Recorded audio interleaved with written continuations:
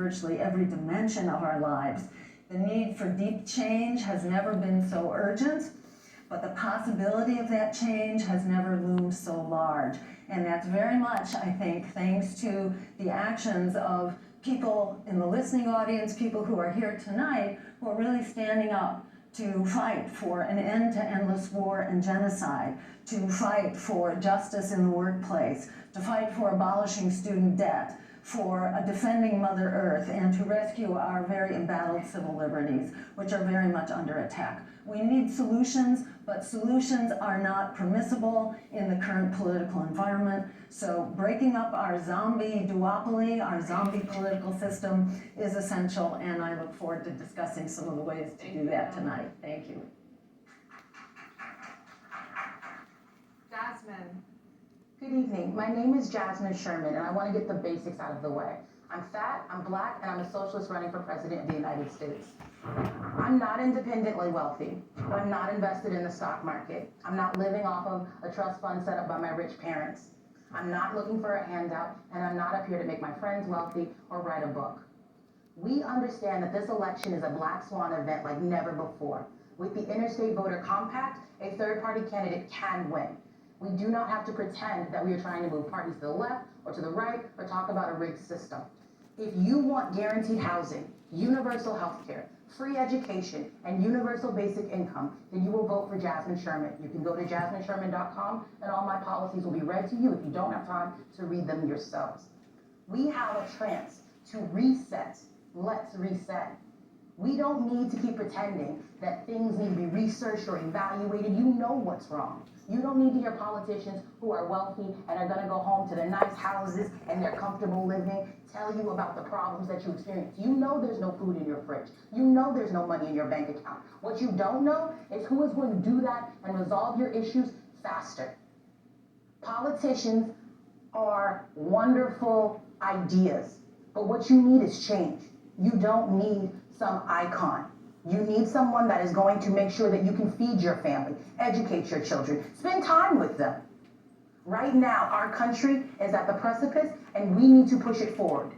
If you actually want to do something, I would recommend that you listen to the candidates that have a plan to put money in your pocket tomorrow. And if you are not interested, at least begin mutual aid where you live. Go to jasminesherman.com for more details and to donate, because we have work to do.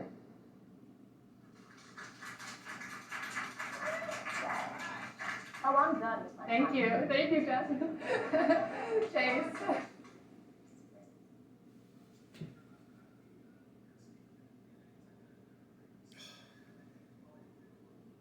So much interference. So much interference. But this has always been the way it has been. And Facebook is censoring this debate tonight. I tried to post it on Facebook. They censored the links. There we go. Please start over, Chase. All right. So I wanted to say thank you very much for giving us the opportunity to debate here today. I imagine many of the folks on stage are going to have a lot of agreement about the problems that face this nation. It is our solutions where we might have some differences. But my name is Chase Oliver. I want to be the Libertarian candidate for President of the United States because I know people are getting sick and tired of being sick and tired. Over 60% of voters have said they are willing to vote for a candidate who is not named Donald Trump or Joe Biden. And I think third parties and independents need to seize on this opportunity to bring new voters out, new solutions to the table. And as a libertarian, my solutions are pretty much rooted in the idea of freedom. If you are living your life in peace, and you're not committing force, fraud, coercion, theft, or violence, your life is your life, your body is your body, your business is your business, and your property is your property, not the property or business of an overly abusive and intrusive government that we've seen, frankly, my entire adult life. Now, I'm 39 years old. I'm half Donald Trump's age, and that's important because my generation is a generation that has had to grow up fighting the war on terror. My generation is the generation that, as we got started in this process, the entire real estate market fell out from underneath us as big banks got bailed out and the regular guy got screwed over. And it's my generation right now that is trying to raise families all over the country with record runaway inflation that is caused by the overly abusive, intrusive, and massive federal government that continues to stifle growth. I got started in politics being an anti-war advocate. I'm anti-war to the core, and that means I oppose the warfare state as it exists all over the world, and we need to bring our troops back home. We need to have our military removed from every continent and every place that is the United States of America, because the only purpose of a military is to protect us from invasion. I'm also somebody who believes in the rights of free movement of immigrants. We have an immigration crisis at our southern border, but it's not the immigrants that cause that crisis. It's the government who refuses to allow immigrants to come here and work and start their American dream just like the rest of us. And I've also been a criminal justice reform advocate. People should be on a level playing field with law enforcement and the government when they're getting their day in court, and that's not happening today due to qualified immunity and other things. Go to votechaseoliver.com to see my full platform. I'm looking forward to discussing it. Thank you, Chase.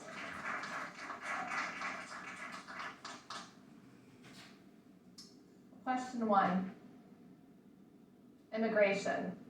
Reflecting the voice of the electorate, we have curated questions directly from the public for today's debate. First question, chosen for its relevance and the widespread concern, is from Frankie Lozada. Given the evolving tactics of drug cartels, including the use of advanced technology, underground tunnels, and the smuggling of narcotics and human trafficking through legal, that is, port of entry, what innovative approaches do you conceive to stay ahead of these criminal organizations and safeguard our borders while protecting Americans and the vulnerable populations often exploited by drug cartels for smuggling purposes? Jasmine. One of the things that my platform does is recognize that there isn't an immigrant crisis at the border. There is destabilization that the United States of America continues to cause worldwide. What we need to do is decriminalize all substance abuse items. We need to put safe use centers in every zip code. We need to give people universal health care with dental, vision, and it must be in your zip code. You must have access. And it also should include your prescriptions and holistic care. By making sure that we go ahead and make the country easy to access, the same way it was easy to access when people were coming into Ellis Island, we would not have a border crisis. What we need to do is make sure that we provide more medical staff, treat drug issues like the chemical dependency problem and the disease that they are. Instead of us pretending that these problems are bigger and not solvable, we have the funds to do it. What we don't have is leaders willing to put doctors in every zip code. We don't have leaders who are not trying to play nice with the bad guy. And I can tell you right now, we all know who the bad guys are. We need younger leadership. We need more direction. And what we need to do is treat Americans the way they want to be treated.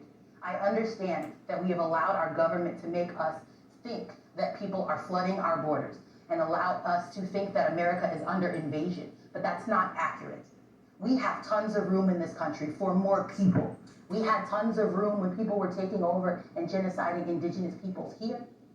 The way we fix this is by making sure we have universal health care, a reformed immigration system, and put money back in Americans' pockets so we're not pitted against each other like we currently are trying to do.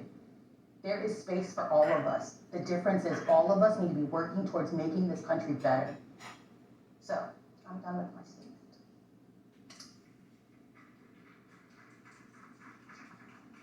Chase.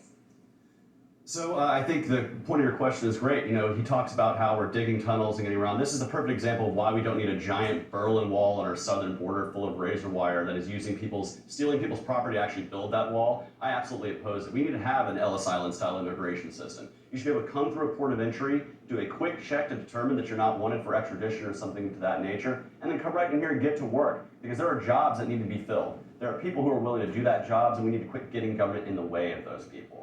If you look at the number of businesses that are created by native-born or first-generation immigrants, or the amount of people in the Fortune 500 companies, immigrants actually improve our economy. They increase the economic pie for all of us. So I want to get government out of the way of immigration.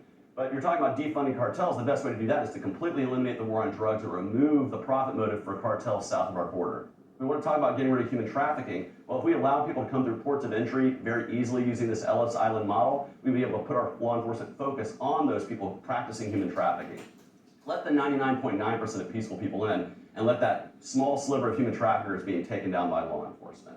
Now, I do want to say this. We see in the media all the time attacking immigrants. They're going to take our jobs, they're going to dilute our culture, they're going to harm our country. Those are the exact same slanders that were thrown against our immigrant forefathers who came here through Ellis Island. They came here from Germany and from Ireland and from Italy and all over Europe. And now they're coming from the south of the border and everywhere else. We should be welcoming them here. They are the next generation of Americans that can be the next generation of American entrepreneurs, business owners, people who create jobs, people who create prosperity.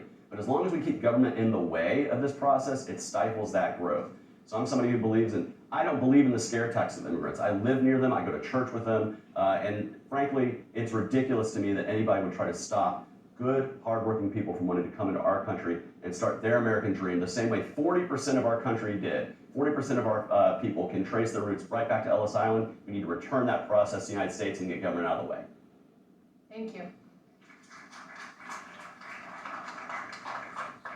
Claudia? Well, I reject the premise of the question.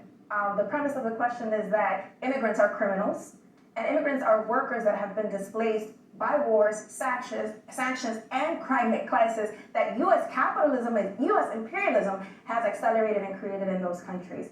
It is very interesting that today marks the 20-year anniversary of the U.S.-backed coup in Haiti, for example. It is very important for us to understand what the United States did and continues to do in places like Haiti. The United States has stolen the ability for the socialist project of Cuba to develop itself, stealing from its economy $15 million a day, close to $160 billion for over 60 years. That strangles the economy of a country. It moves and forces people to leave following the traces of the things that have been stolen from them. And so if we want to be able to mitigate the immigration crisis, which happens to be a crisis now, but it wasn't an immigration crisis when the European settlers that came into this nation and displaced the indigenous people, that wasn't an immigration crisis, but so far it happens to be now because it's also racialized and it's also gendered. And so when we think about immigration, we need to think about foreign policy and the ways in which the United States has, through its imperialist mechanisms, displaced people. 60 million people across the world are moving because of war, sanctions, and climate change. We want to change that. We want to protect the borders. The best thing we could do is get out of other people's nations. Our socialist solution is building foreign policy that is built in collaboration, that is built in bringing back the troops, closing the 800 military bases all across the globe, shutting down NATO, shutting down AFRICOM, the Southern Command, and actually putting those soldiers that are out there doing the bidding of capitalism in this country to do meaningful work.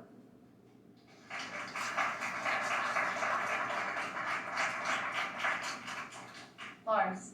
Thank you so much. I love that you framed it in the form of the cartels, because this is the problem that I see in America today.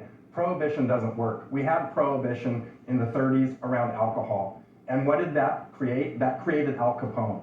Okay? The government creates monopolies in crime when they prohibit things. And they have created a monopoly for the cartels. And if you're in business, what do you do when you're in business? You try to increase your sales and your production. So the cartels are in the business of selling drugs, and they are pushing drugs on Americans. I believe that the 50-year failed war on drugs has created more drug users than it has stopped. It's time to end this failure. Throwing some more people in jail and spending some more money on the problem is not going to fix the problem. We have to deschedule drugs at the federal level and end the cartels altogether. This is going to solve a big part of the problem at our southern border. We have chaos at our southern border because of the federal government's policies at the southern border. The cartels are disrupting the people south of the border, and they're fleeing the violence and crime that comes with the cartels. So by eliminating them, we can get rid of a lot of the problem. But there's still chaos at the border. So what we need to do is we need to streamline the system so that people can come here easily, find work easily, and be legal in this country, just like my ancestors were able to try to come and find the American dream.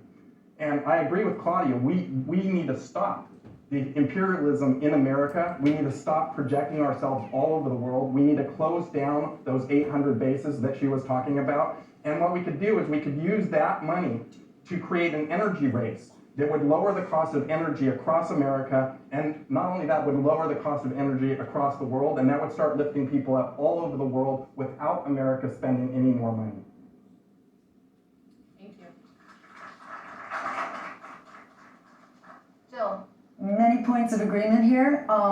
I completely agree this crisis of immigration is a crisis that has been created really by the United States of America through our foreign policy, through our economic domination, and through climate change, where we have been the major contributor to the destabilization of the climate. And on the issue of economic destabilization, consider, for example, the number of immigrants that have come from Guatemala. Well, where did that originate? You know, that was about doing a favor for United Fruit and overthrowing the democratically elected government of Guatemala, but way back in the 1950s, in order to prevent redistribution of land so that poor people and peasants would have a means of survival, basically. And that model has been repeated over and over again. It's been documented, for example, that the US has conducted regime change, largely covertly through the CIA, approximately 70 times since the Second World War. That doesn't even include the wars that we have conducted, which are, of course, another source of really drastic destabilization and the source of migrants. And it's worth, reminding people that this foreign policy based on economic domination, it has a name. It's called full spectrum dominance. It says the quiet part out loud, that the United States specifically through its military and the Pentagon has declared that we will dominate all regions of the globe at all times in all spheres of potential conflict. And we assert that power. We are asserting that power right now in the Middle East, where Israel was long ago declared the unsinkable battleship for the United States, essentially safeguarding access to oil, which way back when we needed that oil. Now we don't need that oil, but we still want to basically control that oil. So this is about reforming U.S. policy and ending the spigot that's driving this migration crisis. Thank you so much. Any rebuttals? Any rebuttals before we move on to the next question?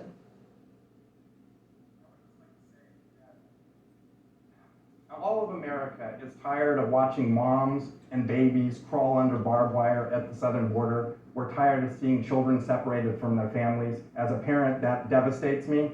And we can do better, America. We can do better. We need to end the chaos at the border.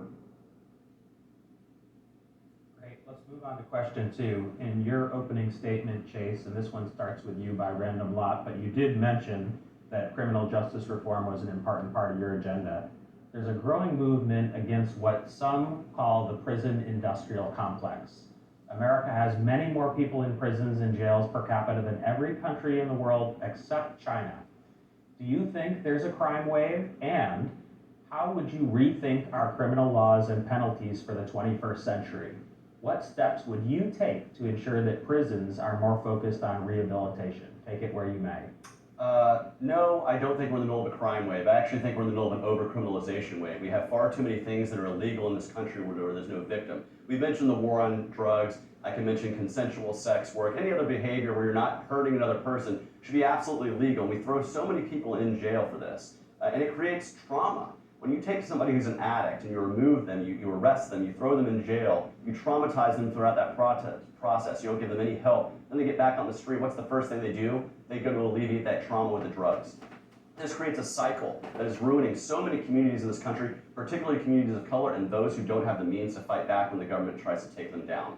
And so I support changing the entire way we think about criminal justice from every step of the way. Starting when you talk to a police officer, you should have no qualified immunity for police, because if you're done wrong, you should get your day in court. Officers should be required to carry liability insurance. So when they do wrong, there's a settlement against them, that comes out of their insurance policy, not out of the other taxpayer-funded systems in a local government. We need to do things like ending the death penalty, ending mandatory minimums, ending private prisons. I'm a libertarian. I don't believe the government should do a lot, but one of those things should be criminal justice. And I want to remove the profit motive for having people shoved into beds for prisons. So I oppose private prisons. And from every step of the way, through even release and probation and the kinds of abuses and the fact that people are paying hundreds of dollars a month to be monitored by the state, when really they probably shouldn't have even been arrested in the first place, I absolutely want to change this. But no, we're not in a crime wave. We're in a media-generated fear wave. That's what the two parties want you to be. They want you to be afraid when you go to the ballot box, because when you're scared, it's easier to control you. I don't want to be afraid of people. I trust that most people are good people, and that if given the chance, they'd be able to live their lives in peace without the interference of government. And so yeah, remove the over-criminalization of our society, end qualified immunity, and get ourselves back to a truly just justice system that treats people equal in the court of law and doesn't give government a hand up. Thanks, Chase. We're going to work our way across on this one. So, Jasmine? My platform abolishes police and prisons. We switch to a home type system where you have someone at a home, because my platform also gives everybody guaranteed housing. When it comes to preserving police and prisons, we think that it's time to stop dehumanizing Americans. Anyone who has questions about my policy can read it at jasminesherman.com or have it read to them. However, it is time to switch to a house arrest system with a community task force. Defunding and abolishing the police is our first step. There's no reason for a stranger who doesn't live in your zip code to be patrolling your neighborhoods. It makes more sense for us to start community task force and pay the individual within the community to watch their own neighborhoods, to watch their own children. And that helps to stimulate the economy and create jobs and keeps people at home where they want to be. Thank you. Jill? Indeed, we are indeed an over criminalizing society. The vast majority of people who are incarcerated have done no violent crime. The majority is there for nonviolent drug crimes, and this just creates all sorts of knockoff problems. For the cost of incarcerating someone, we could be providing them with a college education and ensuring that they have a positive role and skills to be contributing members of society. In addition to our extremely oppressive and criminalizing drug laws, we should also be addressing the basically poverty and the causes of impoverishment and the desperation that drives petty crime. But whenever mentioning petty crime, one should be mindful that petty crimes are so small compared to corporate crime and the routine ripoff of the public interest by Wall Street and large billionaires who also received enormous subsidies from the public by way of tax breaks. The corporate contribution to our taxes, in fact, used to be about 6% of GDP. After the Second World War, it's now 1% of GDP. So in giving away the store to the most fortunate, those who are essentially rolling in profit, we have essentially de-invested in our communities, in our schools, in healthcare, and so on, and created a desperate environment that often leaves people little choice other than a criminal enterprise, particularly drug sales. So by legalizing drugs and providing for strong communities, we can essentially massively reduce the incarceration, and people should also be pardoned and released from jail where drugs are being legalized. Thank you. We need to understand the very basis, the very foundation of the criminal justice system in this country, of the incarceration system of this country. And it's based precisely on private property. And it's based precisely on the control and the surveillance of people. There was no abolition of slavery in this country. There was the differentiation of the transference of methodology. People in prison still do cheap labor for this country. We need to abolish the prison industrial complex that has a profit motive. We need to be able to understand security in our communities as housing, as employment, as healthcare, as education. Those are the things that we need. And we need to also understand that the majority of crimes, as Jill mentioned, the majority of crimes are crimes of survival. People trying to make ends meet in this country. And so we need to be clear that when we're talking about mass incarceration, it does not protect society. When we're talking about policing and the increase in budgets that happens every year, so the police departments all across the country does not provide security. It provides violence and brutality in our communities. 2023, we saw the record highs of police brutalities in our community. And so we need to be able to understand the very roots to deal with the problem and not just the symptom. If we want to be able to abolish prisons, we need to abolish capitalism. If we want to abolish policing,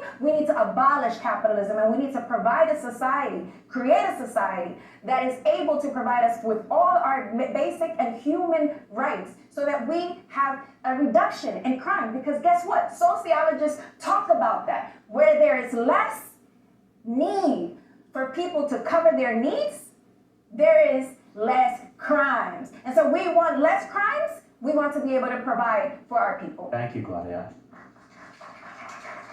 Lars? Thank you. Clearly, the criminal justice system is rigged. We see this in the upper echelons of our government right now, where Congress people and upper elites are able to get away with things that normal people would never get away with, that we would all find ourselves in prison with, yet somehow there's multi-tiers of justice based on who you know and how much money you have. We need to level the playing field. And some of the ways that we can level the playing field and unrig the system is we can end qualified immunity so that police cannot hide behind their badge, that if they do something that is bad, they get held accountable. We have to get rid of the profit motive for them, and we can do this by ending civil asset forfeiture, which allows for police to basically take from people without really due process and take their possessions, and that's how they can oftentimes fund their own departments, and this puts money in their pockets, and it's clearly a rigged system.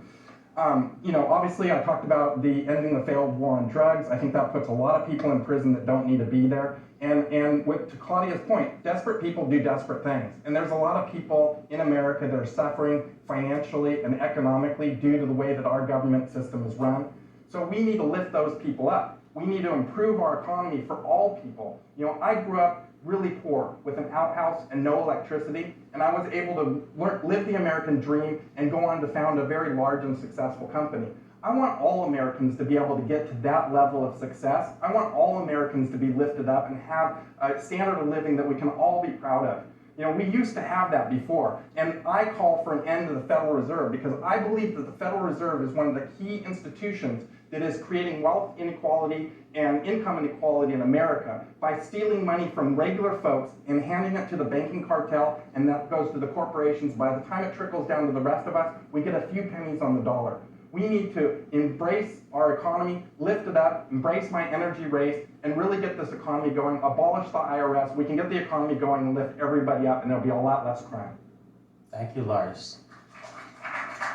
Does anybody want to offer a rebuttal to something that was said by another? Yes, Claudia? I don't want to rebuttal, but I do want to take the time to mention the political prisoners that have been imprisoned by the capitalist system because they have done things for the right, for the right of people, for Black liberation, for Indigenous liberation.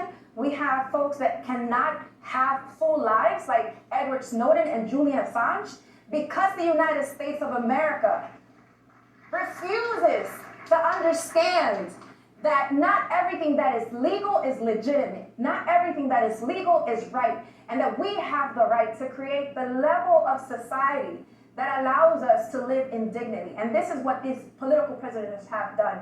Mumia Abu-Jamal, Leonard Peltier, the Black liberation movement, freedom fighters that after coming out of being kidnapped by the state have failed health system and died. The United States government, Republicans, Democrats, the ruling class of this country are killing our people and they are caging them. We need to stop that. Chase? I just wanted to speak to a couple of the comments that have been made here, particularly about corporate control of our law enforcement. I'm from Atlanta. I'm part of the Stop Cop City movement in Atlanta. And, they try to slander us. They say we're from out-of-towners. But the truth is the people who are out of town are the corporate funders, the Atlanta Police Foundation, that are getting Cop City built right now. And so it's important for people to unite together across the political spectrum, across left and right. It's not a left versus right issue, it's a right versus wrong issue. And when we talk about the 13th Amendment and the fact that we have legalized, constitutionalized slavery in this country, I read a story yesterday about a young man who worked for 136 hours and sent his prison money that he worked 136 hours to the people of Gaza for relief. How much money did he get sent? Under $18 because he was paid 1.3 cents an hour for his labor. We do have slave labor in this country. If you live in Louisiana, your governor's mansion is being cleaned, vacuumed, and the toilet's being scrubbed by prison labor. And so it's important for us to speak up. The government is abusing people, and corporations, large corporate interests, are the people who are invested in making sure that we are subjugated by our government, and we should oppose it at every level. Claudia raised her hand slightly before you. We'll get to you. No. Jasmine. Sorry, Jasmine. Yeah, you're next, actually. Thank you very much. I just wanted America to know my platform is the only one that ends prisons and lets everybody out of jail and then keeps people from going to jail. That's it, I'm done. Yeah. Yeah, and I just wanted to add on the subject of Cop City that what we're seeing in Cop City is actually the criminalization of political beliefs, the criminalization of community resistance to the destruction of its rare environmental recreation space, which is being systematically destroyed in order to further criminalize the militarize the police department. So, you know, this is exactly what's wrong, and it is essentially criminalizing people who are now charged with terrorism charges, essentially for attempting to protect their open space and their forest, and who've now been subject to RICO charges and who are at risk for enormous criminal penalties and long-term jail sentences. And unfortunately, this is not the only example of it. This is a growing trend, really, of political repression that goes hand in hand with the growing hammer of censorship,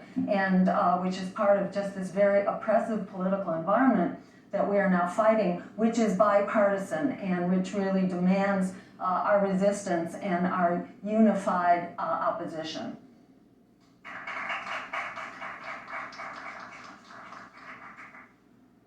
All right, moving on, I just want to make a quick note. We won't be able to get to all the public questions, so we're going to encourage our candidates and invite you all to join us on Twitter after the debate, or X, I should say. The handle is @freeandequal to maybe answer some more questions. Moving on here, our question from the public is, how will you ensure that tribal nations are adequately protected beyond recognizing broken tribal treaties and land acknowledgements? What will you do to address the severe systemic inequality on indigenous reservations across the United States? What steps would you take in returning land back to indigenous nations? And how would you reinforce indigenous sovereignty and self-determination? We are going to start with Claudia. I think that the United States ruling class has a historic debt with the indigenous people of this country. Reparations are the call. We need to be able to provide reparations not only to the indigenous people of this country, but also to the Black Americans. Because this country was founded on the genocide and the displacement of indigenous people, but it was also on the backs of enslaved Africans that were brought here to build this country. And so we have a historic debt with indigenous people and Black Americans.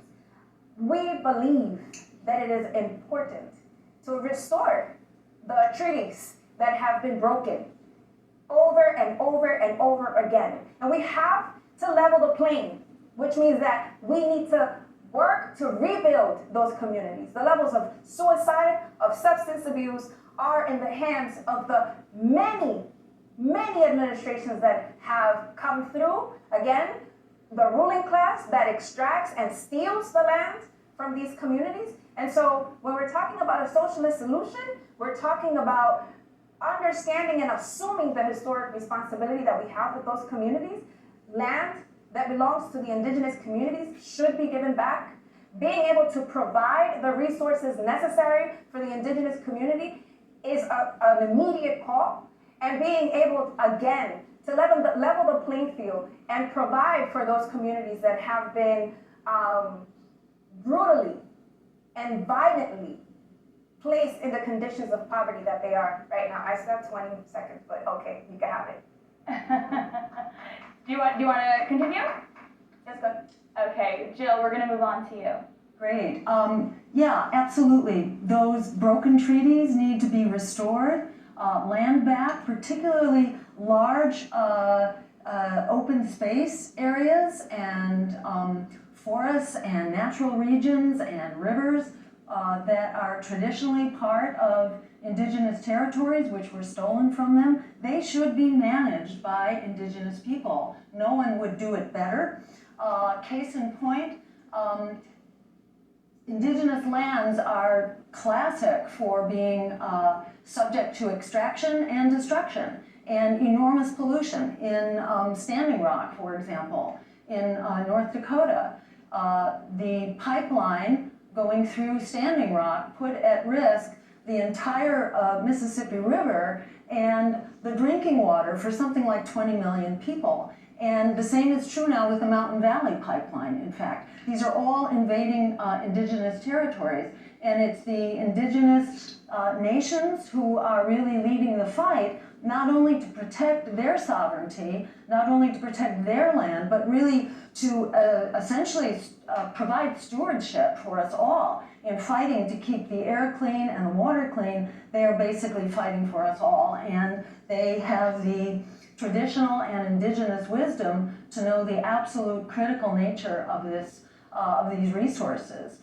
One of the activists that we have worked with the Green Party in South Dakota, made the comment the other day that the US and Western culture measures wealth in terms of how much you have, but among indigenous cultures, your wealth is measured by how much you give away.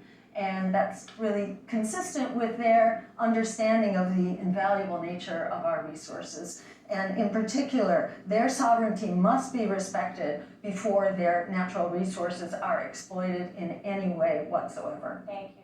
Thank you. Lars, we'll move on to you next. Okay, thank you very much. The government has broken many promises to all kinds of people over the years. I'm reminded of a mule and an acre of land after the Civil War was done. I'm reminded about how the government placed the Native Americans into Oklahoma and into various states there. And then when they found resources in those areas, they decided that that was no longer their land and that they would move them off to some other land. And we continue with this practice today with eminent domain laws, where the government seizes people's property for the common good, as it were. And what they do is they displace these people that have worked hard for their land, that have put sweat and tears into their land, and take that and give it to the private sector or to the government. And I believe that this policy is a continuation of this. And so for Native Americans, there's been a great disservice. For Black Americans, there's been a great disservice over and over again. And the government hasn't changed its ways. So in order to fix this, we have to at least stop the government from behaving the way that it does, and stop infringing on people's rights, and stop taking their land. This is something that just goes on over and over again. We have to respect the treaties that we have put in place, and where there has been damage that can be shown, it should be rectified through the court system. And look, the thing is that Native Americans have been given a bad lot, African Americans have been given a bad lot, and they are suppressed economically because our government stole their lands, stole their ability to have a good economic prosperity. And so we need to lift up all these people by helping our economy grow so that it lifts all people up. And I have several plans to do that. You can find it on Lars24.com. Awesome, thanks, Lars. Chase, on to you next. So when we're talking about the issue of tribal sovereignty, you're right. The baseline is to start respecting the treaties that have been made over the years that have been continuously broken over and over by the United States government. When a wrong is done, you do have to rectify that through some sort of recompense. I do believe that can come in the form of land. And in fact, we have a lot of federal land that used to be tribal sovereign land that we've returned back to them for the wrongs we've done to the community. I think there's there's a completely legal way, a framework to get that done. But what I want to talk about is the fact that from the smallpox blankets onward, we, as in the Western world, have been treating indigenous people like crap. Let's be real. And you see this in communities all over the country that have suffered due to poverty, substance abuse, and all kinds of things. And this all relates back to the original sin of the treatment of indigenous people. So I would seek to respect tribal sovereignty 100%. As Jill mentioned, I don't want people putting a pipeline on tribal land unless the tribe wants it there and they have determination over that land. And if they are going to be selling that land, it should be paid to the tribe. It shouldn't be taken away from them by eminent domain and other processes. But it starts with respecting the fact that tribal sovereignty should be absolute. It should be their land. And frankly, I support the right of tribal people. If they want to secede from the government of the United States, they should have every single right to do it. And we should not stop them one bit. Absolutely. Jonathan, go ahead. In America, police solve less than 4% of crime. But if they did solve a crime, let's say you bought a stolen car, they would make you give the stolen property you purchased back. We need to give land back. My platform provides people with guaranteed housing because we give the land back. That means no rent, no mortgage. We can't just say, we're gonna give indigenous people sovereignty, and then not. We're not gonna just say, we're gonna give indigenous people their federal land. They need more than that. They want all of their stolen property back. That does not mean it evicts people from their homes. What it does is it allows you to remain in your home, and they have stewardship over the land. What that means is you would get all the money you spent on purchasing your home back and still be able to remain in your domicile. What this also means is we end the occupation of Hawaii, the occupation of Guam. We also give Puerto Rico their land back. We have to act like we really do apologize. And we can't do that by giving somebody a piece of something. If you came to my house and you took anything, I would want everything you took back. It wouldn't be a polite conversation about what is mine that you took. The same situation what we're seeing in Palestine, where Israel has invaded and occupied their land, is the same thing that we did to indigenous people right here. So I'm not going to pretend, and my VP, Tanda Bluebear, and I have been working with indigenous tribes around the country to write a land back policy with their voice in part. If you are indigenous and you would like to participate in writing that land back policy, go to jasminesherman.com. Your voice matters. This is yours, and we want to give it back. For Americans who are only worried about themselves, we're not kicking you out. You will have housing, you will have health care, and you will have education. You won't have rent anymore, and you won't have mortgages. We can do things differently if we stop funding Israel, where we pay rent and health care and education for them.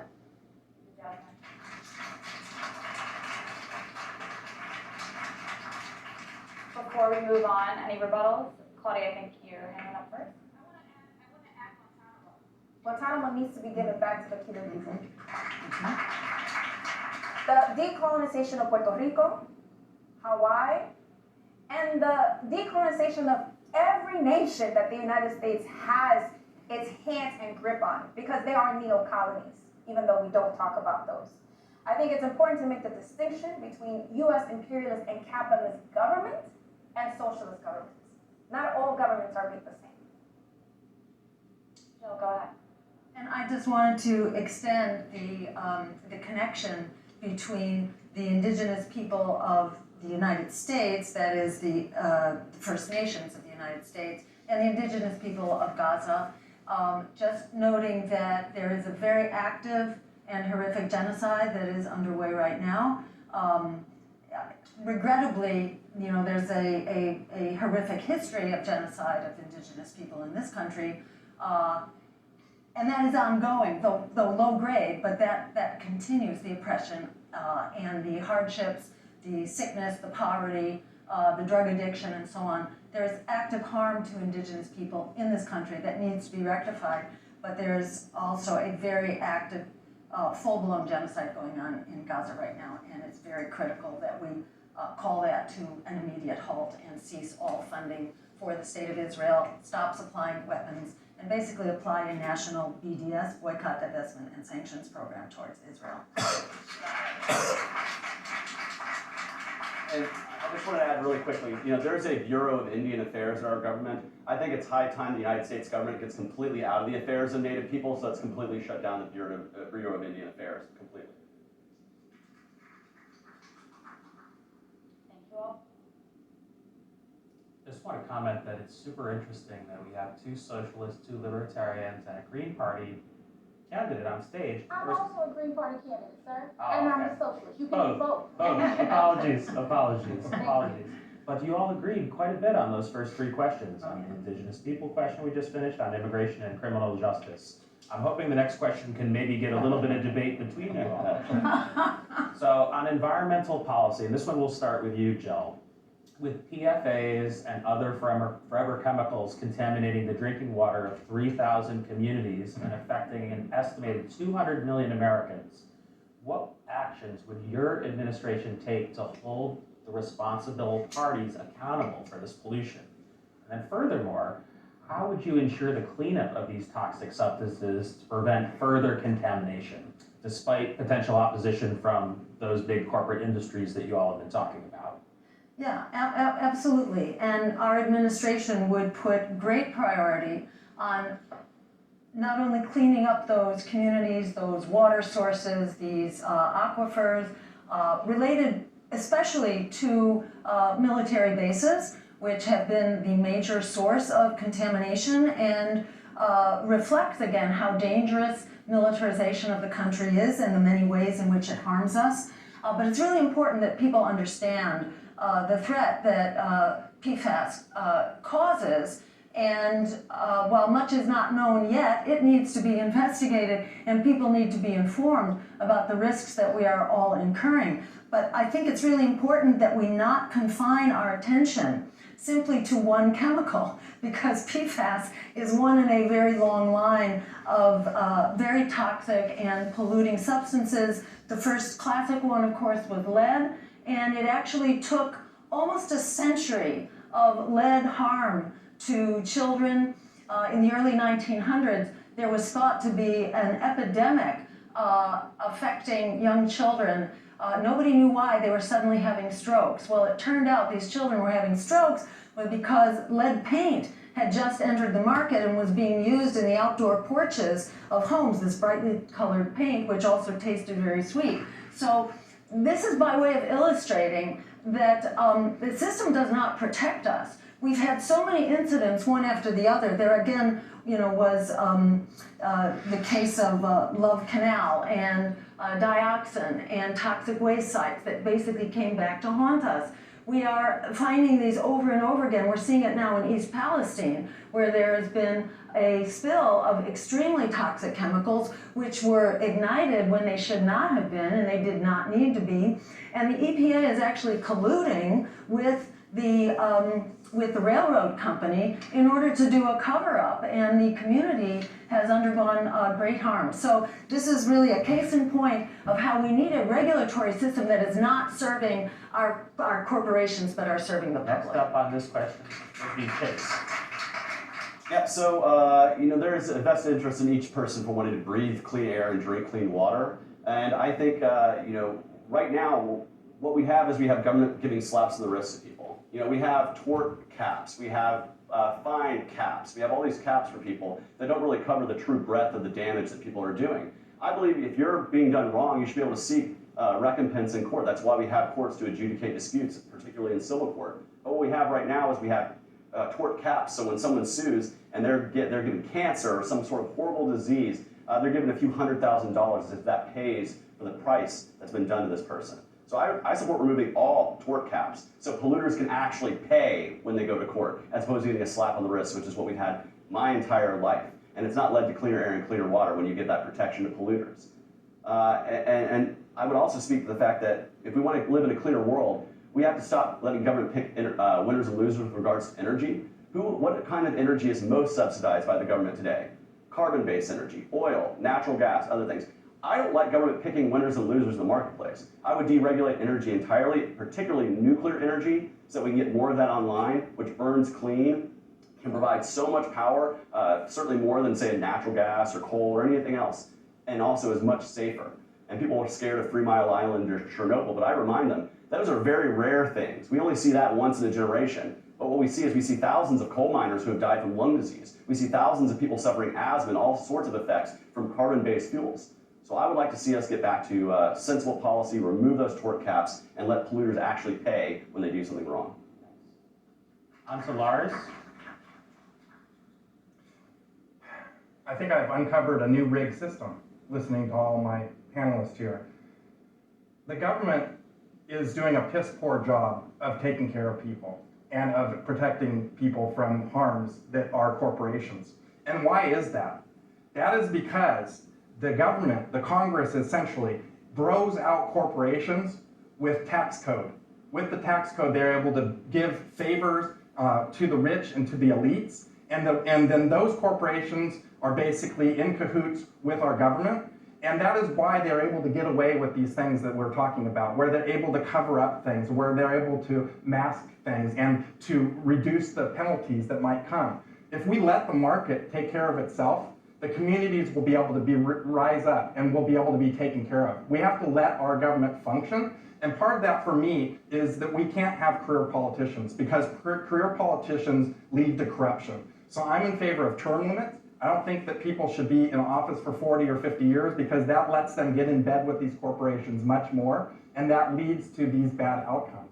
So we need to limit our government as the founding fathers wanted us to do, and this will get rid of some of these problems. But look, there's always seems to be some new product that's coming out to market that's the new thing, and whether it's asbestos or lead or whatever it is, and we don't always know what's coming. Cigarettes, for example, you know, it was people thought cigarettes were healthy for a long time, right? And then it became clear that it was not. So we need to have a mechanism for us to go after those corporations when they harm us so that they're more careful when they're making their products, right? But right now we have a bureaucracy that shields them from being held accountable, and we need to end that bureaucracy by reducing the government and getting term limits. Thank you.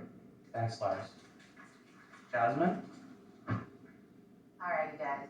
I'm so excited. You need to know about my triple bottom line accounting policy. I'm not just pitching big ideas. Everything that you are going to hear me say tonight has a tangible policy, a step-by-step plan of transactions. Americans cannot wait for someone to get into office, to come up with an idea, and then have Congress and the Senate ignore it. Americans need to know what they're getting into right now. We already have politicians that make false promises. When it comes to the environment, my triple bottom accounting policy tackles the environmental concerns that corporations have done and the human damage that corporations have done. And we go back 37 years. I want my money from GM, I want it from GE, and I want it from Amazon. If you go to jasminesherman.com, you will see the list of them. I also need people to understand, we need to keep all of our fossil fuels in the ground. My platform, a different policy called the Environmental and Infrastructure Plan, does that. We switch to renewable energies. We go ahead and make every single state, every single city, every single town ADA compliant. That allows us to put renewable kinetic pads on sidewalks because everybody forgets about the disabled. Everybody forgets that COVID is still a thing. I'd only have my mask off because the amazing Christina was like, people want to see the face. And I agree. Everything is connected. The pipes are dirty. So we need to get clean water to everyone. We can't do that through the ground. So go look at my policies and review how we give you clean water without costing you more money. Everybody who's listening to me is like, that's probably expensive. My tax policy is posted as well. Oh, and we need a high-speed rail. And that puts Americans back to work and stimulates the economy. I'm done. Thank you, Jasmine. On to Claudia. I think it's very important to understand that when we're talking about the climate crisis, is connected to many of the human crises, social and economic crises that we experience. And so we cannot attempt to regulate corporations that run this country. We can't. We need to seize those corporations and make them public utilities. We have to give these corporations back to the workers to decide how the wealth that is being created is going to be utilized. And one of the ways in which that could be done is precisely, one of the ways that the climate crisis could be tackled in doing that is precisely having, for example, the decommodification and decolonization of energy resources, being able to shift from the carbon and the oil to renewable, but we also need to be able to understand, and Joe mentioned this, the Pentagon is one of the biggest polluters in the world. And I believe that cutting 90% of the military expense could do a huge service to the environment. It is important also to take out the profit motive of many of these so-called corporations that are going green now, because that's also a trend. They go green, but in reality, what they're trying to do is accumulate wealth. Energy, for example, these cars that run on energy are becoming a source of profit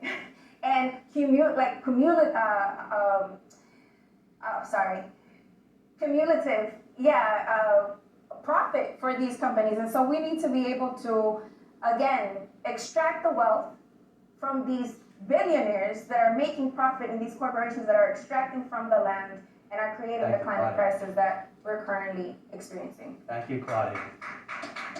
Does anybody want to rebut anybody else in what they said? I haven't spoken yet. Oh, my apologies. I think you started us with the PFAS or PFAS. That's true. And then we shifted to energy. So let me speak on energy. Sure, briefly. you have a rebuttal. Yeah, in fact, I'd like to address some of the issues that were raised here. For example, on nuclear, it's really important to understand that without enormous public subsidies, nuclear would not exist. Nuclear is dangerous, dirty, extremely expensive, and cannot survive without public subsidies, and it's also uninsurable. And the reason nuclear plants are not being built is because they wind up being huge holes in the ground which cost billions of dollars. So nuclear is really not an option. And in terms of whether there is some government program that directs us towards green energy, I think that it's really important to understand that we have a crisis here of monumental proportions. And just for one example, understand that the Colorado River is about to run dry. And when it does, the California agriculture system goes down with it, and that is half of the fruits and vegetables for this country. So this is not something that can just be left to the market. It cannot be left to independent corporations. There needs to be public planning and ownership of the major infrastructure to ensure our survival. Yeah. So allow me to defend nuclear energy for a moment here. First, the reason why nuclear energy is so expensive and the startup costs are so great is because of the overregulation of the marketplace. Nuclear energy is not dangerous. Modern nuclear technology is far safer than carbon-based fuels that get trillions and trillions of dollars over my lifetime of subsidy. Now, if we want to solve the climate change crisis, if we want to get ourselves off of carbon-based fuel, there is no way to do that without using nuclear power. Today, the technology does not exist to fully replace our entire power infrastructure with renewable energy. I wish it were, but it isn't. But we have the ability to harness the power of nuclear energy that does not put any carbon into the air. It is clean, it is safe, it is effective, and today's technology in nuclear shows a much smaller footprint than the 3 Mile Islands or Chernobyls of scare tactics of the past. Today's modern new technology can have a smaller footprint, can produce more power, and be safer for each and every American. I'm not sure of the rule on this. Can I go back to Jill again? Yes, one more rebuttal. One more rebuttal. Jill, this would be your last rebuttal if you rebut that. Yeah, I think this deserves to be rebutted because it's important to know that the costs of nuclear do not go down just because you have a small plant. The risks do not go down. The dangers are still ever present and are extremely expensive. That's why nuclear plants have become so large, because they are not cost effective unless they have a scale of magnitude. And by making them small, you actually ensure that the costs are going to be even greater. So small is it is a public relations campaign, which is basically being recycled by the nuclear industry. And it is a false choice to think that we have to choose between nuclear and fossil fuels. We actually have renewables which far undershoot the costs now of both fossil fuels and nuclear, and this is the technology of the future that is safe and sustainable and affordable.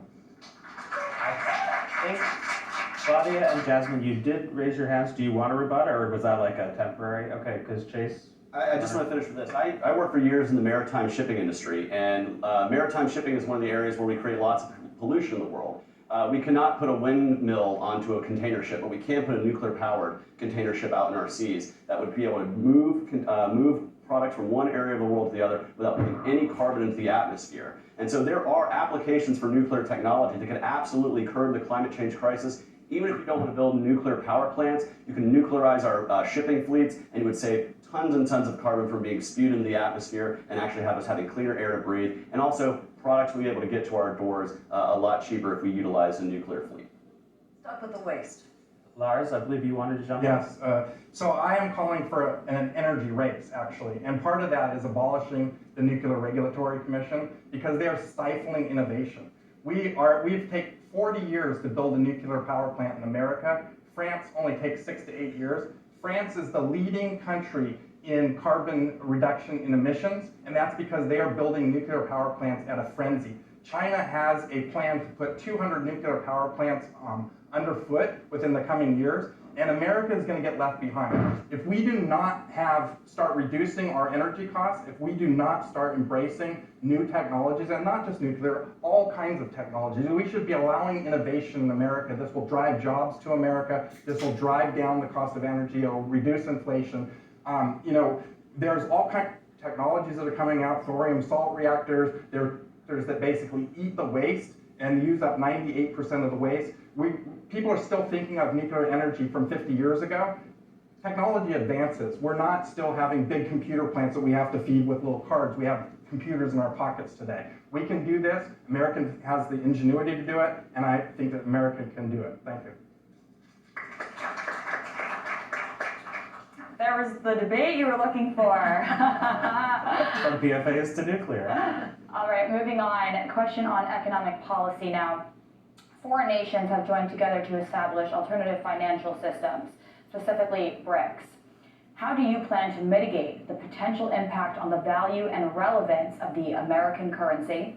What specific strategies will you employ to maintain the dominance of the US dollar in global trade and finance amidst shifting geopolitical dynamics? And how do you counter the popularity of BRICS by engaging with foreign leaders who are trying to join BRICS? Lars, we're starting with you. Yeah. So this has to do with all the tariffs that we're putting on people. The ways that we engage in trade around the world are forcing other countries to band together to try to create alternative currencies. Because America has a dominance on the currency because we are the world reserve currency. And we stifle other countries and we keep countries out based on our political beliefs. And so it's no wonder that they're going and trying to make new currencies to get around our hegemony. What we need to do is we need to stop all the foreign trade wars that we got going on, because foreign trade wars lead to real wars. We need to be embracing trade with other countries so that they don't have to turn to other financial instruments. And look, we are destroying our own dollar because we have printed $34 trillion worth of debt. Okay, and that reduces the standard of living for all Americans, and it means that the dollar isn't as worth as much around the world. If you are a person that owes $10 million and you are only making $100,000 a year, you're not a good investment. And that's what's going on with America right now. Other countries see this, and they're slowly divesting themselves of the dollar because they see that we're not a good investment, because we are not handling our finances. We do not spend our money wisely or efficiently here in America. And I bet everybody on this stage would agree that we should spend the money that America takes from its citizens more wisely and more efficiently. And we can do that by canceling the bank's credit cards. We've got to rein in the Fed and stop the endless printing of money that is devaluing the dollars in your pockets and reducing your standard of living. Thank you. Thank you, Lars. Claudia, you're up next. And capitalism before it ends us. I mean, it is the basis and the foundation of this country to dominate, to have control, to have hegemony over the rest of the world. U.S. imperialism thrives on that. And so BRIC is not the problem, U.S. imperialism is. That is the problem. And so we need to understand that the capitalist system in which we live is in crisis. Recession, depression, inflation, every 4 to 7 years. Every 4 to 7 years is a bubble that bursts. And we will continue to have that under capitalism. And so when we're talking about an economic policy that works for the majority of people in this country, it's not a capitalist economy. That's the policy. We need to abolish capitalism as it is and as it exists. Despite what Biden says about the economy and how people feel about the economy, the majority of people in this country are suffering. We have, again, over 160 million people who live in or near poverty, 800 people who die every day in the wealthiest country in the world because of poverty-related issues. As a socialist solution is to take back the wealth produced by the workers in companies like Amazon, ExxonMobil, Walmart, nationalize and socialize that wealth. We want to be able to have value in the dollar in the United States of America. It doesn't need to dominate the rest of the world. Thank you, Claudia. Jasmine, moving on to you. People, I just want you to know, economists work for rich people. So they say, usually, most people say what their boss wants them to say. I very rarely find an individual that will go, my paycheck or my values. Some of them exist, I'm right here, but not everyone is me. One of the things that we need to do is to end our relationship with the Fed. That is not a government agency. You've just been duped into believing that it is. It is a private company that is messing with our lives. The other thing is, Americans need an index living wage. And I'm going to simplify that for people because our education system has failed a lot of us. If Walmart raises their prices, they must raise their wages. They cannot keep making things go higher and higher. And Wendy's, you and that surge pricing, F you, man. I think that it's time that we give Americans universal basic income. If you go to jasminesherman.com, you will see how much you get untaxed per month and per year. And it goes to everyone over the age of 16. Another thing that we need to do is create jobs in communities where people live. That starts with mixed walkable neighborhoods. That starts with renewable energy. That starts with us stopping our pursuit of imperialism. We don't need to be the global dominator. Your money should be able to work right here.